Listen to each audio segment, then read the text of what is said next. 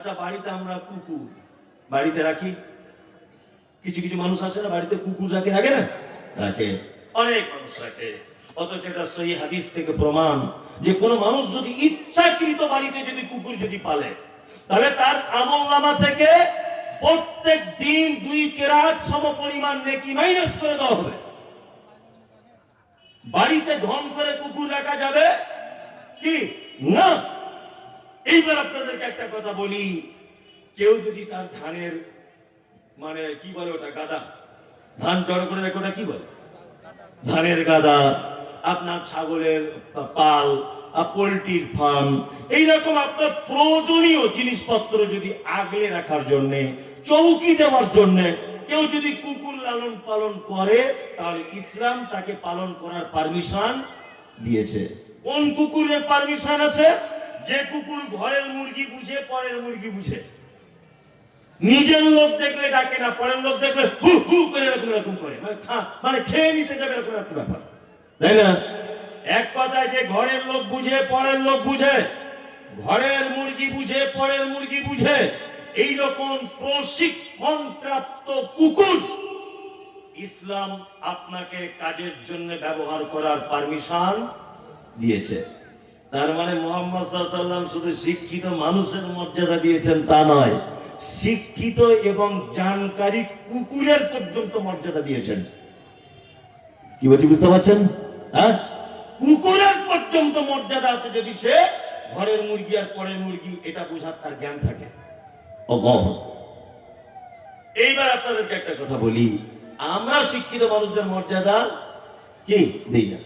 সারা দেশব্যাপী নয়, সারা পৃথিবীতে যত বিপর্যয়, সমস্ত বিপর্যয়ের মূল কারণ শিক্ষিত মানুষদেরকে আমরা প্রাধান্য দিতে পারি কি নেই। আমাদের মর্যাদা কেমন? একটা বাস্তব চিত্র তুলে ধরি। আমি মমতাজুল ইসলাম আপনাদের গ্রামে ভোটে দাঁড়িয়েছি। কি বললাম বুঝলেন? আমি নির্দলে দাঁড়িয়েছি। আমি নির্দলে না, আমি দাঁড়িয়েছি বর্তমান যে পার্টিটা চলছে এই পার্টিতে। আর সভাপতি সাহেব উচ্চ শিক্ষিত মানুষ, উনি দাঁড়িয়েছেন নির্দলে। আর আমি একেবারে মূর্খ লোক, কিছু বুঝি না। আমি দাঁড়িয়েছি বর্তমানে যে পার্টি চলছে এতে, আর উনি দাঁড়িয়েছেন কিসে? নির্দলে, তাই তো? আচ্ছা বলুন তো, কালকে রেজাল্ট আউট হবে, ভোটে জিতবে কে? আমি জিতবো না? আমি রানিং পার্টিতে দাঁড়িয়েছি। উনি অথচ এমবিবিএস ডক্টর, উনি মানে কি বলবো একজন হাই এডুকেটেড মানুষ, উনি নির্দলে দাঁড়িয়েছিলেন, ওই জন্য জিততে পারবে না। আমাকে জিতিয়ে দিল, আমি দিল্লির পার্লামেন্টে চলে গেলাম কোনো কারণে। পার্লামেন্টে চলে যাওয়ার পরে পার্লামেন্টে বিল পাস হচ্ছে কি না, থানার পাড়ার যে কটা মসজিদ আছে সব ভেঙে দিতে হবে, সব এমএলএ আর এমপিরা সই করো।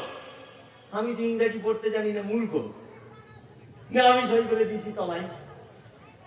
আনন্দবাজার পত্রিকা বার হয়েছে, কে কে সই করেছে দেখি। থানার পাড়ার কে? মমতাজুল ইসলাম, তো এটা আমাদের এমএলএ, আমাদের এমপি।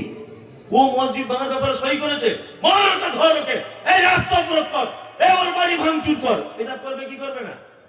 দোষ আমার নয়, আপনি হচ্ছেন সব থেকে বড় গাধা। আপনি আমার মতো বড় গাধাকে ওখানে পৌঁছালেন কেন? হ্যাঁ, দোষ আমার না, দোষ আপনার। হ্যাঁ, দোষ আপনার। আপনি তো জানেন আমি একজন অশিক্ষিত গন্ড মূর্খ, আপনি আমার মতো অযোগ্য লোককে পার্লামেন্ট পর্যন্ত পৌঁছালেন কেন? অথচ উনি একজন শিক্ষিত মানুষ, আপনি ওনাকে অপমান করলেন কেন? আপনি ওই পর্যন্ত পৌঁছালেন না। আমার মতো একজন গন্ড মূর্খকে আপনি যদি পার্লামেন্টে পাঠান, আমার দ্বারাতে দেশের কোন উপকার হবে এটা ভাবা যায়? ভাবা যায়? যায় না। সারা দেশের কথা যদি আপনি মানে পর্যবেক্ষণ করেন, তাহলে দেখতে পাওয়া যাবে একটা উচ্চ শিক্ষিত মানুষদের হাতে কোনো দায়িত্ব নেই। দেখুন আপনি সারা দেশের দিকে তাকিয়ে, এমনি এক দেশটা রসাতলে চলে যাচ্ছে। উচ্চ শিক্ষিত মানুষদেরকে সব জায়গা থেকে সেটা একদম পরিষ্কার করে দেওয়া হচ্ছে। বলছে তোমরা বাড়িতে বসে থাকো, মারামারি করতে পারবে না, তোমরা ভোট দিয়েছো না। এই তো অবস্থা। অবস্থা না? আমরা শিক্ষিত মানুষদের মর্যাদা দিতে পারি নেই। শিক্ষিত মানুষদের মর্যাদা দিয়ে শিখুন। এবার আপনাদেরকে আর একটা কথা বলি, এখন সবই তো হলো, শিক্ষার প্রকার ভেদ বুঝলাম, শিক্ষিত কাকে বলে বুঝলাম, বিদ্যান কাকে বলে জানলাম, তাই না? এবার চলুন একবার দেখে আসি আল্লাহর নিকটে শিক্ষিত কে। এটা জানা লাগবে কি লাগবে না? লাগবে। এবার আল্লাহ তাআলা বলছেন কুল, নবী আপনি বলুন, হাল ইয়াস্তাবিল্লাযীনা ইয়া'লামুনা ওয়াল্লাযীনা লা ইয়া'লামুন। নবী আপনি বলুন, যারা জানে আর যারা জানে না এরা কি সমান? সমান? সমান নয়। এক কথাতে অত্র আয়াত থেকে বোঝাতে চাওয়া হচ্ছে যে যাদের ভিতরে দ্বীনের জ্ঞান আছে আর যাদের ভিতরে দ্বীনের জ্ঞান নেই এরা কি সমান? না। আল্লাহ সুবহানাহু ওয়া তাআলা অন্যত্রে বলছেন কুল, নবী আপনি বলুন, হাল ইয়াস্তাবিল আ'মা ওয়াল বসীর ওয়াল যুলুমাতি ওয়ান নূর। একজন চক্ষু বিশিষ্ট লোক আর একজন চক্ষুহীন লোক আচ্ছা, এরা দুজন কি সমান? একজন অন্ধ, চোখে দেখতে পায় না, আর একজন চোখে দেখতে পায়, এরা দুজন কি সমান? কখনো সমান হতে পারে না। আল্লাহ সুবহানাহু ওয়া তাআলা তিনি এই কথা বলছেন কুল, নবী আপনি বলুন, হাল ইয়াস্তাবিল আ'মা ওয়াল বসীর ওয়াল যুলুমাতি ওয়ান নূর। যারা দেখতে পায় আর যারা দেখতে পায় না, চক্ষু বিশিষ্ট আর চক্ষুহীন, এরা দুজন কখনো সমান হতে পারে না। এখানে চক্ষুহীন আর দৃষ্টিহীন আর দৃষ্টি সহ কাদেরকে বোঝানো চাওয়া হচ্ছে? সেটা হচ্ছে এই যাদের ভিতরে দ্বীনের জ্ঞান নেই, যাদের ভিতরে কোরআনের জ্ঞান নেই, রবের পরিচয়ের জ্ঞান যাদের ভিতরে নেই, তারা কি কি অন্ধ। অন্ধ না? সারা পশ্চিম বাংলায় অনেক মাদ্রাসা আছে, আছে না? আছে। আচ্ছা, মাদ্রাসাগুলো থেকে কি করা হয়? দ্বীনের আলো সমাজে ছড়িয়ে দেওয়া হয়, এটাই তো মাদ্রাসার কাজ। হ্যাঁ হ্যাঁ, কিন্তু আমাদের এই জায়গাগুলো কোরআনের আয়াতটা যদি একবার ফিট করেন তাহলে খুব বড় আফসোস লাগে। আপনি বহরমপুরে যান, আপনি এদিকে কলকাতায় যান, বড় বড় যে মিশনগুলি রয়েছে এই মিশনগুলির দিকে আপনি যদি দেখতে যান, এত বড়, এত উন্নত, আজকে 2 তলা, কাল 3 তলা, তারপরে দিন 5 তলা, আজকে অ্যাডমিশন ফি 10,000, তারপরে বছরে 20,000। কেন? আসলে মিশনগুলো যারা পরিচালনা করেন এরা উচ্চ শিক্ষিত মানুষ এবং ওই লাইনে, তার মানে যে যে লাইনের মানুষ তাকে সেই লাইনে কি করতে হবে? কাজে লাগাতে হবে, তাই তো? আপনি সারা বাংলার মাদ্রাসাগুলোর দিকে দেখুন, আমাদের মাদ্রাসাগুলো পরিচালনা করছেন সাধারণ মানুষরা, আলেমদেরকে মাদ্রাসায় কোনো পাত্তা দেওয়া হয় না। আপনি একটা মাদ্রাসা সারা বাংলাতে আপনি দেখান যে মাদ্রাসাগুলির সভাপতি বা যে মাদ্রাসার কেশিয়ার, যে মাদ্রাসার সেক্রেটারি একজন যোগ্য আলেম, একজন শাইখুল হাদিস, উচ্চ জ্ঞান সম্পন্ন মানুষ আপনি দেখতে পাবেন না। হ্যাঁ, উচ্চ জ্ঞানী মানুষ আছেন, শিক্ষিত মানুষ আছেন, তবে তুমি ওই লাইনের লোক নয়। কি বলছি বুঝতে পারছেন না? আল্লাহর ভাষা যারা কোরআন জানে না তারা কি? হ্যাঁ, অন্ধ। আমি মুমতাজুল ইসলাম চোখে দেখতে পাই না, আমার হাতে একটা 5 ব্যাটারি লাইট দেওয়া হলো, দিয়ে যদি বলা হয় যে এই লোকটাকে একটু মেন রাস্তা পর্যন্ত তুলে দিয়ে এসো তো ভাই, আচ্ছা বলুন তো, আমি অন্ধ, আমার হাতে লাইট দিলে কোনো কাজ হবে? হ্যাঁ, কাজ হবে? হবে না। কোশ্চেন কেন কাজ হতে পারে না? মাদ্রাসা থেকে দ্বীনের আলো জ্বলবে, কোনায় কোনায় দ্বীনের আলো প্রচার হবে। যেখানে দ্বীনের আলো যেখান থেকে বার হবে, সেইটা যদি আলোওয়ালা লোককে, চোখওয়ালা লোককে যদি না দেওয়া হয়, সেখান থেকে আর আলো আশা করা যায় না, তথ্যই যায়। খুব সাবধানে থাকবেন। বিনীত অনুরোধ, সারা বাংলায় যত প্রতিষ্ঠান রয়েছে এই প্রতিষ্ঠানগুলিকে আবার পুনরায় ঢেলে সাজাতে হবে, আলেম ওলামাদের ডিপার্টমেন্টে দিতে হবে, আপনারা সহকারী হিসাবে পাশে থাকবেন। এইটাই পদ্ধতি যদি করেন তাহলে আল্লাহ সুবহানাহু ওয়া তাআলার কথা অনুযায়ী অবশ্যই এই জ্ঞান চারিদিকে আলো ছড়িয়ে দিবে, কোনো সমস্যা নেই। তার মানে মূলত বিষয় হচ্ছে যাদের ভিতরে দ্বীনের জ্ঞান নেই, কোরআনের জ্ঞান নেই, আল্লাহর নিকটে তারা শিক্ষিত হিসাবে কি নাই, সব জানে, সব জানে, শুধু একটাই ত্রুটি, ছেলে আমার কোরআন মাজিদ জানে, তাই না? সব ডিগ্রি ভালো, সব সার্টিফিকেট আছে, ছেলে শুধু কোরআন মাজিদ কি জানে না। আল্লাহু আকবার। কোরআন মাজিদ জানবে বা কেন? আসলে আমাদের কিছু ভুল ত্রুটি রয়েছে। সেটা কি, 10 বছর মাদ্রাসায় পড়ার পরে একটা ছেলে যখন মসজিদে ইমাম হিসাবে নিযুক্ত হচ্ছেন, তখন তার সমাজ বেতন দিচ্ছে 7,000 8,000, তাই তো?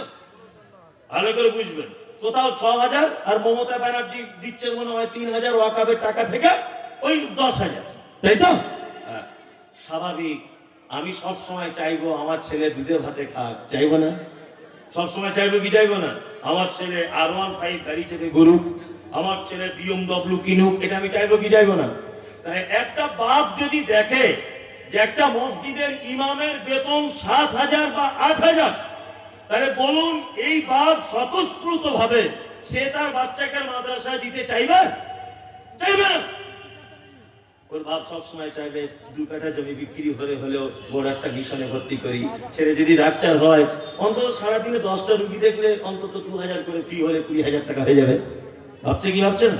ভাবুন, ভাবুন, কোনো সমস্যা নেই। তবে কিয়ামতের মাঠের অবস্থাটা আপনার বলি, একদম গল্পের আকারে বলছি যাতে আপনার বুঝতে সুবিধা হয়।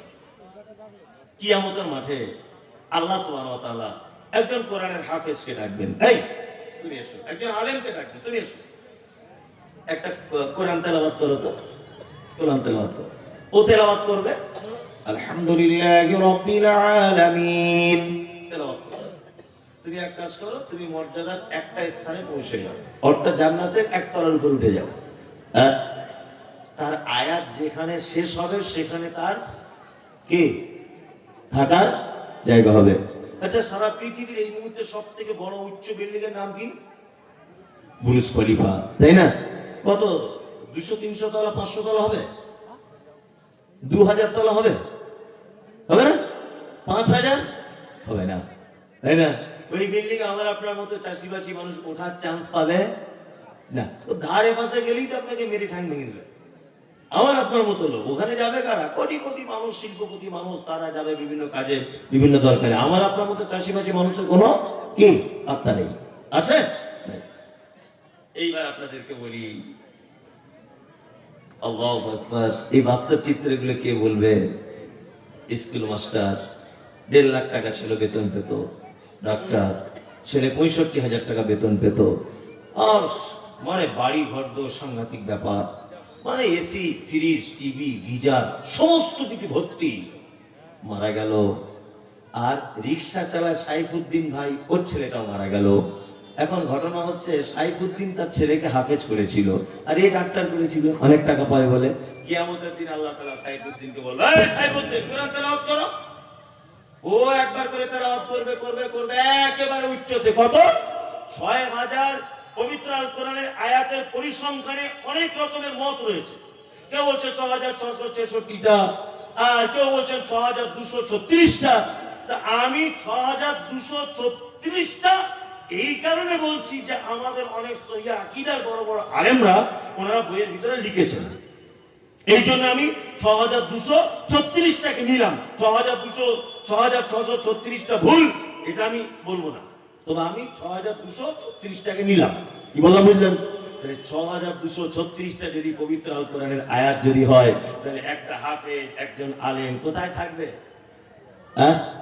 6,236 তলার উপরে। এইবার স্কুল মাস্টারকে ডাকা হবে, তুমি বলো। আমি তো কিছু জানি না। A for apple, B for ball, C for cat, D for dog. বাম দিকে দাঁড়াও, বাম দিকে দাঁড়াও তুমি। আমি কিন্তু কোনো শিক্ষাকে ছোট করিনি।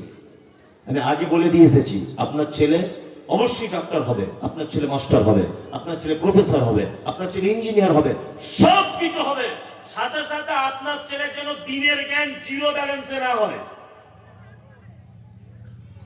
আপনার বেটার ইসলামের বেসিক জ্ঞানগুলো যেন থাকে। তারপরে আপনার ছেলে মাস্টার হোক, আপনার ছেলে বৈজ্ঞানিক হোক, আমাদের কোনো আপত্তি নেই। কি বলছি বুঝতে পারছেন? কোনো আপত্তি নেই। এইবারে আপনাদেরকে আমি একটা চরম কথা বলবো, বলে বক্তব্য শেষের দিকে মানুষ চলে যাচ্ছে, রাত হয়ে গেছে তো। মানে এখন যত দামি কথাই বলুন আর যত ভালো বক্তায় আনুন, আর লোক থাকতে চাইবে না। অথচ রাত যে মারাত্মক কিছু হয়েছে তা হয়নি, রাত যে মারাত্মক কিছু হয়েছে তা হয়নি। চলুন, একজন শিক্ষিত মানুষের মর্যাদা কতটা, এই ব্যাপারে বলতে গিয়ে আপনাকে আমি একটা চরম সুন্দর একটা ঘটনা দিয়ে আপনাদেরকে একটা উপদেশ দিতে চাইছি। এক, পবিত্র আল কোরআনে আল্লাহ সুবহানাহু ওয়া তাআলা, পবিত্র আল কোরআনে আল্লাহ সুবহানাহু ওয়া তাআলা একজন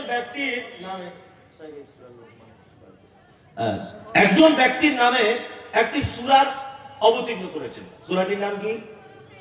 একজন মানুষের নামে। কি নাম? সূরা লোকমান। সূরা লোকমান কে ছিলেন? লোকমান নামক লোকটি কে? আপনারা জানেন যে দক্ষিণ আফ্রিকাকে বলা হয় দুর্ভিক্ষের মহাদেশ, তাই তো? এই দক্ষিণ আফ্রিকার একটি শহরের নাম হচ্ছে হাবাসা, যেটা আমরা হযরতে বেলালের সম্পর্কে বলি হাবশি দেশের মানুষ। আসলে জায়গাটার নাম হাবশি নয়, হাবাসা। বর্তমানে যার নাম হচ্ছে ইথিওপিয়া। কি বললাম বুঝলেন? এই ইথিওপিয়া নামক জায়গাতে জন্মগ্রহণ করেছিলেন কে? হযরতে লোকমান। আল্লাহু আকবার। হযরতে লোকমান জন্মগ্রহণ করেছিলেন কোথায়? ইথিওপিয়া। পেশায় তিনি কি ছিলেন? না, পেশায় তিনি বকরি চড়াতেন ছোটতে। তারপরে তিনি কি করতেন? না, তারপরে তিনি কাঠের ফার্নিচারে ভালো মিস্ত্রি ছিলেন। যদি বলছেন এগুলো আপনি কোথা থেকে বলছেন, তাফসীর ইবনে কাসির খুলে দেখুন, একদম এই কথাগুলি আপনি পেয়ে যাবেন। উনি এত জ্ঞানী মানুষ ছিলেন, এত জ্ঞানী মানুষ ছিলেন লোকমান। একদিন উনি বকরি চড়িয়ে বাড়ি এসেছেন। মালিক জিজ্ঞাসা করছেন, লোকমান, আচ্ছা তোমার সম্পর্কে তো সবসময়ই শুনি যে তুমি নাকি খুব জ্ঞান চর্চা করো এবং তুমি খুব জ্ঞানী। ছাগল চড়ানোর মাঝে মাঝে তুমি মানুষদেরকে একত্রিত করে তুমি কখনো কখনো মানুষকে জ্ঞান দাও, উপদেশমূলক কথা বলো। তোমার জ্ঞানের গভীরতার আজকে পরীক্ষা রয়েছে। লোকমান, বলো তো আজকে রান্না কি হয়েছে? বলছে আজকে বাড়িতে বকরি রান্না হয়েছে। মালিক তখন বলছে, লোকমান, বকরির শরীরের দুটি উৎকৃষ্ট অঙ্গ আমাকে এনে দাও, আমি আজকে খাবো। লোকমান হাকিম কি করলেন? প্লেটে করে জিহ্বা আর হৃৎপিণ্ড এই দুটোকে প্লেটে করে পেশ করলেন। ঠিক আছে, কিছুদিন পর আবার মালিক বলছে, লোকমান, আজকে বাড়িতে কি রান্না হয়েছে? বলছে আজকে বকরি। বলছে আজকে বকরির সব থেকে নিকৃষ্ট দুটি অঙ্গ আমাকে দাও। আবার পেশ করলেন কি? জিহ্বা আর হৃৎপিণ্ড। মালিক একেবারে উচ্চ কণ্ঠে লোকমানের দিকে তাকিয়ে বলছে, লোকমান, তুমি আগের দিনে বললে সব থেকে উৎকৃষ্ট এই দুটো, আবার আজকে বলছো সব থেকে নিকৃষ্ট এই দুটো, এটা কেমন করে হয়? লোকমান তখন বলছেন, মালিক, কোন মানুষের যদি এই দুটো জায়গা ভালো হয়ে যায় তবে সে অরিজিনাল ভালো লোক। কোন মানুষের যদি এই দুটো জায়গা খারাপ হয়ে যায় তাহলে সে লোক খারাপ লোক। খারাপ লোক না। সারা পৃথিবীতে যত বিপর্যয়, যত মারামারি, যত সাম্প্রদায়িকতা, যত যা কিছু, সমস্ত কিছুর মূল হচ্ছে এই দুটো জায়গা। এই দুটো জায়গা না। আপনাদেরকে একটা জিনিস বোঝাই। আমি রাস্তা দিয়ে আসছি, পিছন দিয়ে একজন আমাকে বলছে, একটু দাঁড়ান তো। আমি দাঁড়িয়ে গেলাম। এবার একটা গাল দিয়ে বলছি, আপনারা গালটা কিছু মাইন্ড করবেন না, বোঝানোর জন্য। একটু দাঁড়ান তো। দাঁড়িয়ে গেলাম। পিছন দিক দিয়ে আরেকজন এসে বলছি, শালার বেটা শালা, একটু দাঁড়াতো।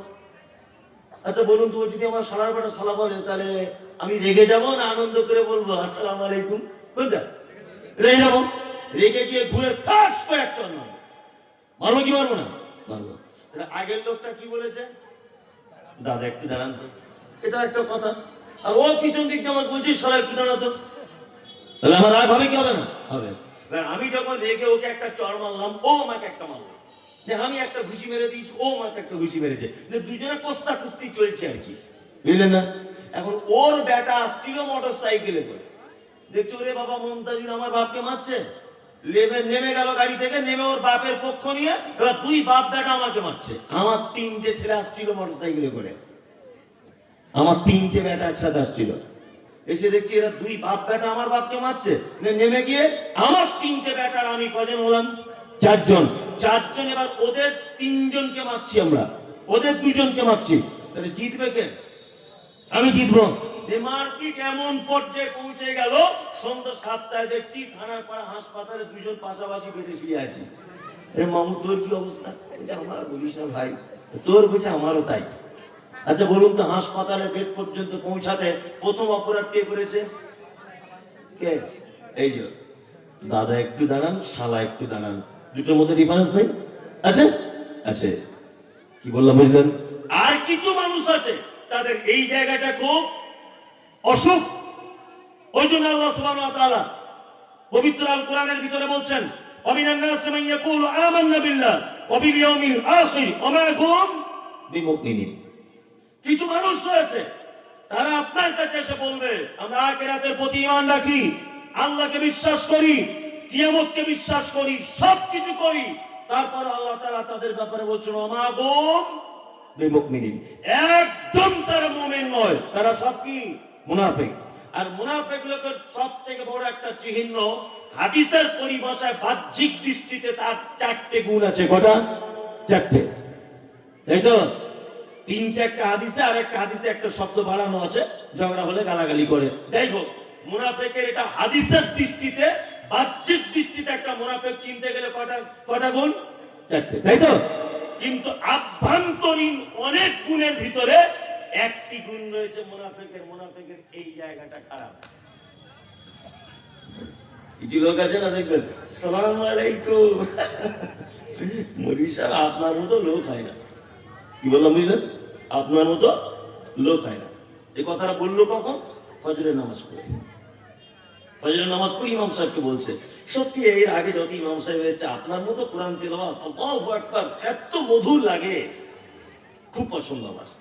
আমি আগে ফজরে কম আসতাম, এখন আপনি কোরআন তেলাওয়াত করেন বলে আমি আর ঘুমিয়ে থাকতে পারি না, উঠে চলে আসি। ও মিষ্টি মিষ্টি করে বললেন। ইমাম সাহেব নতুন নতুন এসেছিল, প্রশংসা করে গেলেন, একটু পুরাতন হয়েছে।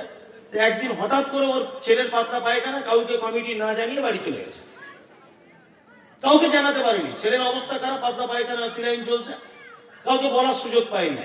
যে লোকটা ফজরের নামাজের পর ইমাম সাহেবের প্রশংসা করছিল, কি বললাম বুঝলেন? ওই লোকটা এসে দেখছে জোহর ইমাম সাহেব নাই, অন্য একজন নামাজ পড়াচ্ছে। আর যে নামাজ পড়াচ্ছে ও তার পাশের বাড়ির মহাশত্রু। কি বললাম বুঝলেন? ও তখন কমিটিকে চিঠি কল করে হোক আর মসজিদে চিল্লে দিয়ে বলছে, সব ভালো, ইমাম সাহেবের কোরআন পড়া সব ভালো, কামাই করে, একে না রাখাই ভালো। ভালো করে বুঝবেন, মসজিদে সবার পক্ষে বিপক্ষে 2-4টা লোক থাকে, ওর পক্ষে মানে ইমাম তাড়াতে হবে, এই দলে 4-5 জন ওনার দলে হয়ে গেছে, তাই তো? ইমাম সাহেব যখন এসছে তখন লাল রুমালটা এরকম করে দিয়ে বলছে, খুব অবস্থা খারাপ। কেন? আপনার বিপক্ষে কিছু লোক দাঁড়িয়ে গেছে, আপনার মনে হয় চাকরি আর থাকবে না। অথচ ও হচ্ছে পাক্কা মুনাফিক, ও প্রথমে উৎপত্তি করেছে ঝামেলা। কি বলছি বুঝতে পারছেন না? এরকম লোক আপনাদের এদিকে নেই অবশ্য, আছে না? আছে, কিন্তু ওটা আপনাদের মুখ থেকে শুনতে চাইছি, আমি বলবো না।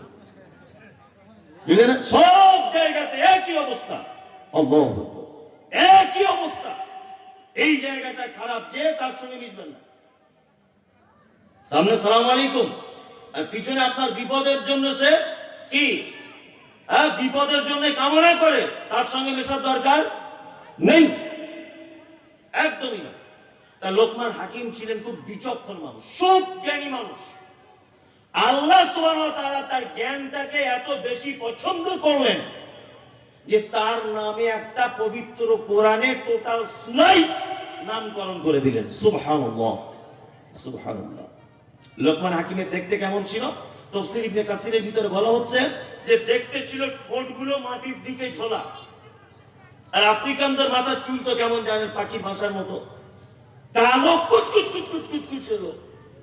তার মানে এর থেকে বোঝা যায় মানুষের সম্মান বংশের কারণে বাড়ে না, মানুষের সম্মান তার রূপের কারণে বাড়ে না, মানুষের সম্মান তার অর্থের কারণে বাড়ে না, মানুষের সম্মান তার আভিজাত্যের কারণে বাড়ে না, মানুষের সম্মান বাড়ে তার শিক্ষাতে। তার দৃষ্টান্ত পৃথিবীর অতুলনীয় ব্যক্তি, যার নাম আল্লাহ সুবহানাহু ওয়া তাআলা পবিত্র আল কোরআনে বর্ণনা করেছেন। তিনি কে? লোকমান। দেখতে কালো কুচকুচে, ঠোঁট মোটা, ভুরু মোটা, চোখের মাথার চুল পাখির বাসার মতো, কিন্তু আল্লাহ সুবহানাহু ওয়া তাআলা এত মর্যাদা দিয়েছে তার জ্ঞানকে যে তার নামে একটা সূরা পর্যন্ত অবতীর্ণ করে দিয়েছেন। কি বললাম বুঝলেন? তার মানে জ্ঞানী মানুষ কানা হলেও তার মর্যাদা কি? জ্ঞানী মানুষ ছেঁড়া জামা পরে থাকলেও তার মর্যাদা কি? আছেই। কিন্তু আমরা কি করি? ছেঁড়া জামা পরে জ্ঞানী মানুষকে 10 পয়সা দাম দিই না, সেইরকম কোট আর বুট পরে আর ফক সেম মেরে এসেছে, বলছে প্রধান অতিথির আগমন শুভেচ্ছা স্বাগত, মানে বম মারলেও আলিফ বা বার করতে পারবে না। সমাজে চলছে না এগুলো? হ্যাঁ, প্রধান অতিথিকে না অমুক শিল্পপতি লেখাপড়া জানে না, টাকা আনছে না, হচ্ছে কি হচ্ছে না? অথচ শিক্ষিত মানুষরা বসার জায়গা পায় না স্টেজে, ওইদিকে বসে আছে লুঙ্গি পরে, কি করবে? কিছু করার নাই। হচ্ছে কি হচ্ছে না? সমাজে, সমাজ ব্যবস্থা আমাদের এই। শিক্ষিত মানুষদের মর্যাদা স্বয়ং আল্লাহ দিয়েছেন, আপনি দিলেন কি আর না দিলেন কি?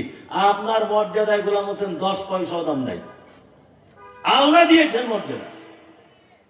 এই যে লোকমান হাকিম যে জ্ঞানী, তার কোন জ্ঞানটাকে আল্লাহ সুবহানাহু ওয়া তাআলা পবিত্র কোরআনে লিপিবদ্ধ করেছেন, এটা আমাদের জানা লাগবে। লাগবে কি লাগবে না? লাগবে।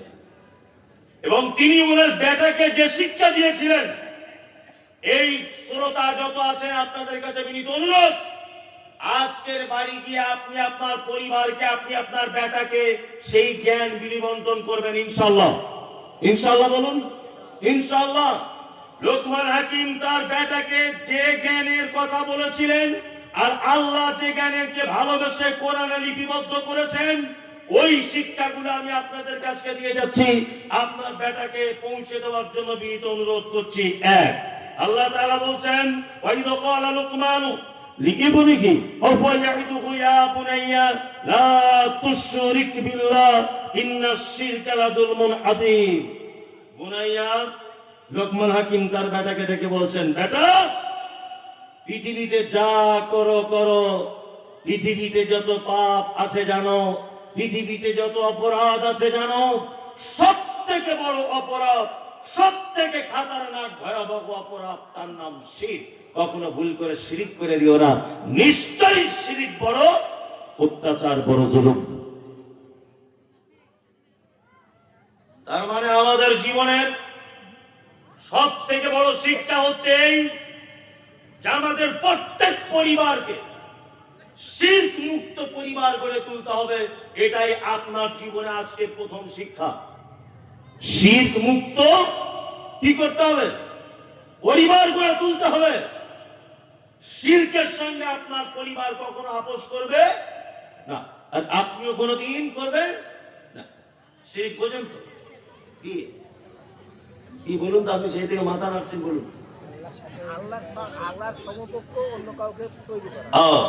আল্লাহর সমকক্ষ অন্য কাউকে তৈরি করা, তাই তো? হ্যাঁ, আমি একদম পাড়া গ্রামের ভাষায় বলে দিচ্ছি শিরক কাকে বলে, আপনার আরো সুবিধা হবে বুঝতে। আল্লাহর যে ক্ষমতা আছে, এই ক্ষমতা পৃথিবীর অন্য কারো আছে, এটা মনে করা কি? শিরক। কি বললাম বুঝলেন? আল্লাহর যে ক্ষমতা আছে, এই ক্ষমতা অন্য কারো আছে, এটা মনে করা শিরক। আরে মানুষ শিরক বোঝা তো দূরের কথা, লা ইলাহাটাই বুঝে না। শিরক তো অনেক দূরের কথা। কি বললাম বুঝলেন? লা ইলাহা, এইটাই মানুষ বোঝে না। আল্লাহ, লা ইলাহা ইল্লাল্লাহ মানে কি? আল্লাহ ছাড়া কোনো মাবুদ নেই। ভালোই বলেছেন, যা বলেছেন তাই, তাই না? এর মানের পরিপূর্ণতা লাভ হয়নি। লা ইলাহা ইল্লাল্লাহ, আল্লাহ ছাড়া, এখানে মানে করতে হবে আল্লাহ ছাড়া কোন সত্য উপাস্যক নেই। মাবুদ অনেক আছে, আল্লাহ ছাড়া অনেক অনেক দেব দেবী আবি যাবি অনেক কিছু আছে, আছে না? কিছু লোকের দেব দেবী আছে, কিছু লোকের মরা মানুষের কবর আছে, কিছু লোকের গাছতলা আছে, কিছু লোক ঘোড়া তৈরি করে তার সামনে চালিয়ে যাচ্ছে, যাচ্ছে না স্যার? আছে না নাই? তারা তো তাদেরকে আল্লাহ বলে দাবি করছে, আল্লাহ সমকক্ষ মনে করছে, কি করছে না? করছে। এই জন্য এখানে মানে করতে হবে কি? আল্লাহ ছাড়া কোন সত্য উপাস্য নেই। আছে উপাস্য, সব মিথ্যা। কি বললাম বুঝলেন? আর একটা কথা বলে রাখছি, সেটা হচ্ছে আবু জেহেলকে চেনেন? নাম শুনছেন? খুব ভালো লাগছিল নাকি? মারাত্মক বদমাশ চিটা, হ্যাঁ আবু জেহেল, তাই তো? মারাত্মক বদমাশ। হ্যাঁ, তা আবু জেহেল লা রাজ্জাক ইল্লাল্লাহ এটা বিশ্বাস করত। লা রাজ্জাক ইল্লাল্লাহ মানে আল্লাহ ছাড়া কোনো রুজির মালিক নেই, এটা আবু জেহেল বিশ্বাস করত। লা খালাকা ইল্লাল্লাহ আল্লাহ ছাড়া কোনো সৃষ্টিকর্তা নেই, এটা বিশ্বাস করত কে? আবু জেহেল। রাত দিনের বিবর্তনের মালিক কে? আল্লাহ, এটা বিশ্বাস করত কে? আবু জেহেল, তাই না? আবু জেহেল একটা জিনিস বিশ্বাস করত না, কি? লা ইলাহা ইল্লাল্লাহ আল্লাহ ছাড়া কোন সত্য উপাস্য নেই, এইটা আবু জেহেল বিশ্বাস করত না। আবু জেহেল বলতো, মুহাম্মদ আল্লাহ সব ক্ষমতার মালিক, এটা আমি জানি, তবে তুমি যাই বলবে বলো, আল্লাহর কাছে ডাইরেক্ট পৌঁছানো যায় না। 360টা দেব দেবীর মাধ্যম দিয়ে আল্লাহর কাছে পৌঁছাতে হবে, ভায়া হয়ে যেতে হবে, তাই না? আমাদের বর্তমান মুসলমানদের কিছু এরকম আকীদা, এরকম বিশ্বাস আছে না নেই? আছে? বলছে আল্লাহকে ডাইরেক্ট ডাকা যাবে না, যতই হুজুর হও ভায়া হয়ে না ছাড়া পাবে না। বলছে কি বলছে না? এটা কি আকীদা? কি শিরক আকীদা? আকীদা এটা কি? শিরক আকীদা, একদম ভ্রান্ত আকীদা। আল্লাহু আকবার।